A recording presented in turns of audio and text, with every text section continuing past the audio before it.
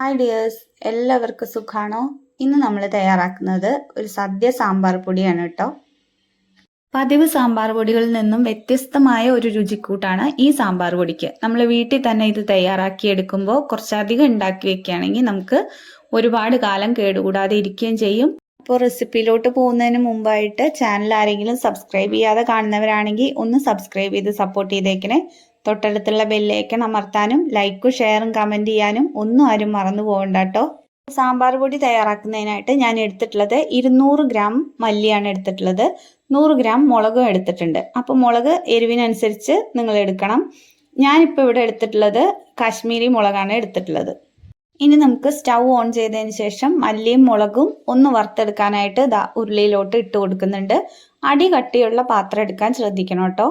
അപ്പോൾ നിങ്ങൾക്ക് ഇത് വറുത്തെടുക്കുമ്പോൾ വേണമെങ്കിൽ തനിയെ വറുത്തെടുക്കാവുന്നതാണ്. ഞാനിപ്പം മുളകും മല്ലിയും ഒരുമിച്ചിട്ടിട്ടാണ് വറുത്തെടുത്തിട്ടുള്ളത്. അപ്പം നമ്മുടെ മുളകും മല്ലിയൊക്കെ അത് അവിടെ നന്നായിട്ട് തന്നെ വറുത്ത് എടുത്തിട്ടുണ്ട്. അപ്പോൾ മല്ലിയുടെയും മുളകിൻ്റെയും ആ ഒരു ചുവന്ന കളറൊക്കെ വരുന്നത് വരെ ഞാനിതാ നന്നായിട്ട് തന്നെ വറുത്തെടുത്തിട്ടുണ്ട്. അതുപോലെ വേണം നമുക്കിത് വറുത്തെടുക്കാനായിട്ട്. അപ്പോൾ ഒരു കാര്യം പറയാൻ വിട്ടുപോയി, ഈ സാമ്പാർ പൊടി ഉണ്ടാക്കുന്നത് എൻ്റെ അച്ഛനാണ് കേട്ടോ. ഇത് എൻ്റെ അച്ഛൻ്റെ റെസിപ്പിയാണേ. അപ്പോൾ നമ്മൾ മല്ലി മുളകൊക്കെ ആ പാത്രത്തിൽ നിന്നും ഒന്ന് മാറ്റി കൊടുത്തതിന് ശേഷം അതേ പാത്രത്തിലോട്ട് നമ്മളൊരു 5 ടേബിൾ സ്പൂണോളം കടലപ്പരിപ്പ് ഇട്ട് കൊടുത്തിട്ടുണ്ട്. എന്നിട്ട് അതും കൂടെ നന്നായിട്ട് വറുത്തെടുക്കുന്നുണ്ട്.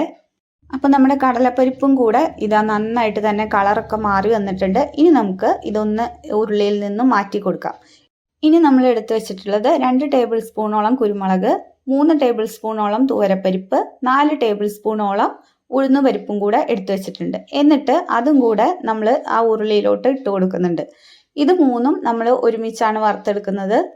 അപ്പോൾ നമ്മൾ ഉഴുന്നുപരിപ്പും കുരുമുളകും തുവരപ്പരിപ്പും എല്ലാം ഇട്ട് കൊടുക്കുമ്പോൾ അതിനോടൊപ്പം തന്നെ നമ്മൾ കുറച്ച് കറിവേപ്പിലയും കൂടെ ഇട്ട് കൊടുക്കുന്നുണ്ട് കേട്ടോ. അപ്പോൾ അതും കൂടെ ഇതിലോട്ട് ഇട്ട് കൊടുത്ത് നന്നായിട്ട് തന്നെ വറുത്തെടുക്കുന്നുണ്ട്. കറിവേപ്പില നമുക്ക് എത്ര വേണമെങ്കിലും ഇട്ട് കൊടുക്കാം, കുറഞ്ഞു പോകണ്ട, കുറച്ച് കൂടിയാലും കുഴപ്പമൊന്നുമില്ല. അപ്പോൾ നമ്മുടെ കറിവേപ്പിലയും ഉഴുന്നുപരിപ്പും കുരുമുളകും തുവരപ്പരിപ്പും എല്ലാം കൂടെ ഇതുപോലെ ആയി വന്നിട്ടുണ്ട്. നന്നായിട്ട് കളറൊക്കെ മാറി വന്നിട്ടുണ്ട്. കറിവേപ്പിലയൊക്കെ നന്നായിട്ട് തന്നെ മൊരിഞ്ഞു വന്നിട്ടുണ്ട്. ഇനി നമുക്ക് ഇതൊന്ന് ഈ പാത്രത്തിൽ നിന്ന് മാറ്റി കൊടുക്കാം.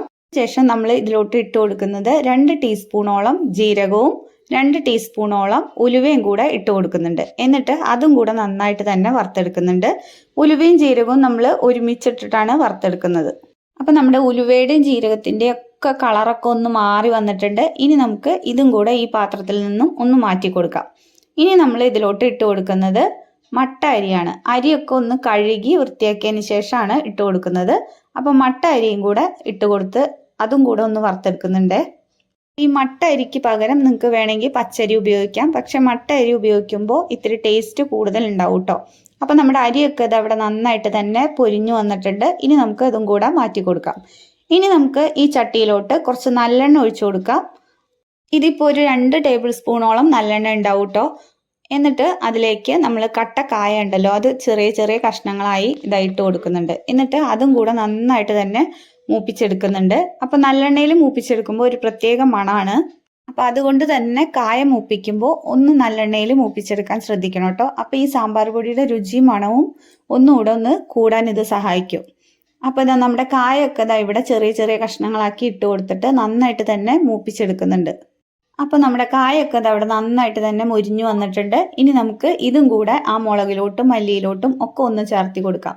എന്നിട്ട് നന്നായിട്ട് തന്നെ ഒന്ന് മിക്സ് ചെയ്ത് കൊടുക്കാം. എല്ലാ ഇൻഗ്രീഡിയൻസും നന്നായിട്ട് തന്നെ ഒന്ന് മിക്സ് ചെയ്ത് കൊടുക്കണേ. അതിനുശേഷം ഞാനിതാ ഒരു മിക്സിയുടെ ജാറിലോട്ട് കുറേശ്ശെയായി ഇട്ട് കൊടുക്കുന്നുണ്ട്. എന്നിട്ടൊന്ന് നമുക്കിത് 2-3 ട്രിപ്പായിട്ട് വേണം ഇത് പൊടിച്ചെടുക്കാനായിട്ട്.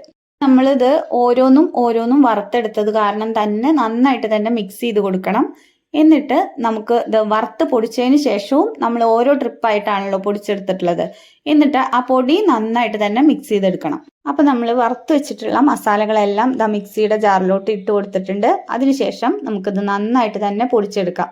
നല്ല തരിതരിപ്പില്ലാതെ നല്ല പൊടിയായിട്ട് തന്നെ നമുക്കിത് പൊടിച്ചെടുക്കണം. എന്നിട്ട് പൊടിച്ചെടുത്തതിന് ശേഷവും ഇത് നന്നായിട്ട് മിക്സ് ചെയ്യാൻ മറക്കണ്ട കേട്ടോ. നമ്മുടെ ഓണം സ്പെഷ്യലായിട്ടുള്ള സദ്യ സാമ്പാർ പൊടി ഇവിടെ റെഡി ആയിട്ടുണ്ട്. എല്ലാവരും ഒന്ന് ഉണ്ടാക്കി നോക്കണേ. അപ്പോൾ ഇന്നത്തെ ഈ സാമ്പാർ പൊടി റെസിപ്പി എല്ലാവർക്കും ഇഷ്ടമായി എന്ന് വിശ്വസിക്കുന്നു. വീഡിയോ ഇഷ്ടമായ ലൈക്ക് ചെയ്യാനും ഷെയർ ചെയ്യാനും സബ്സ്ക്രൈബ് ചെയ്യാനും കമൻറ്റ് ചെയ്യാനും ഒന്നും ആരും മറന്നു പോകണ്ട കേട്ടോ. വീണ്ടും അടുത്തൊരു വീഡിയോയിൽ കാണാം. താങ്ക്